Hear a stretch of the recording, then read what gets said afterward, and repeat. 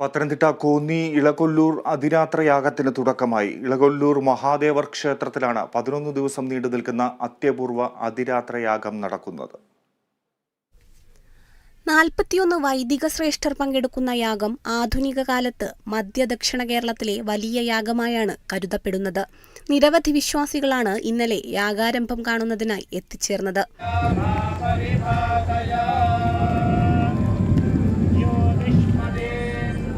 വൈകിട്ട് 6 മണിക്ക് ശേഷമുള്ള മുഹൂർത്തത്തിൽ യാഗവൈദികർ ഒരുമിച്ച് യാഗവിളക്കിലേക്ക് അഗ്നിനാളം പകർന്നാണ് അതിരാത്രത്തിന് തുടക്കം കുറിച്ചത്. തുടർന്ന് സാംസ്കാരിക സമ്മേളനവും നടന്നു. കേസരി വാരികയുടെ പത്രാധിപർ NR മധു യാഗങ്ങളുടെ പ്രസക്തി എന്ന വിഷയത്തിൽ പ്രഭാഷണം നടത്തി. സവിശേഷമായ ആരാധനാ സമ്പ്രദായമായിരുന്നു യാഗം അല്ലെങ്കിൽ യജ്ഞം എന്ന് പറയുന്നത്. ഇത് ഭാരതീയ സനാതന സംസ്കൃതിയിൽ ഒരു 10,000-ഓളം വർഷം പഴക്കമുള്ള ഉപാസനാ പദ്ധതിയാണ്. NG ഉണ്ണികൃഷ്ണൻ ഇടപ്പാവൂർ യോഗത്തിൽ അധ്യക്ഷത വഹിച്ചു.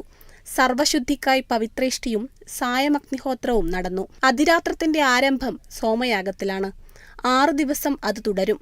തുടർന്ന് സമ്പൂർണ്ണ അതിരാത്രയാഗത്തിലേക്ക് കടക്കും. മെയ് 1 വൈകിട്ട് 3 മണിക്ക് പൂർണ്ണാഹൂതി നടക്കും.